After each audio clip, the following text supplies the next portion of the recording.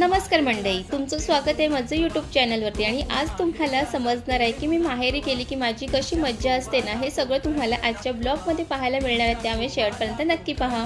माहेरून निघाले थेट आत्याकडे जायला, कारण आत्याने मला खास जेवायला घरी बोलावलं होतं आणि आज आत्या काय काय बनवणार आहे ना ते पाहून तुमच्याही तोंडाला पाणी सुटेल। मग काय, मी सुद्धा निघाले। गावाकडचे रस्ते, आजूबाजूचं निसर्ग बघून एकदम फ्रेश वाटत होतं आणि आत्याकडे जायचंय म्हटलं की थोडंसं मला खाऊ सुद्धा सोबत न्यायचं होतं, म्हणून थोडंसं खाऊ घेतलं। आणि इतकी गरमी होती की आता तर कलिंगड सर्व ठिकाणी दिसायला सुरुवात झालेली आहे। मग कलिंगड सुद्धा घेतलं आणि सोबत खूप फळं सुद्धा दिसली आणि सगळ्यांना आवडणारे आंबे पण मार्केटमध्ये आले होते।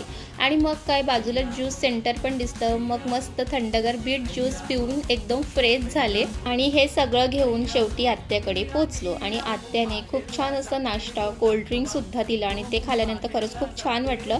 आणि मग आत्या लागली स्वयंपाकाला। आत्या सुद्धा उत्तम स्वयंपाक करते आणि आत्या आज काय काय स्पेशल बनवणार आहे ते तुम्हाला पुढे व्हिडिओमध्ये समजेलच, म्हणून आजचा व्हिडिओ शेवटपर्यंत नक्की बघा।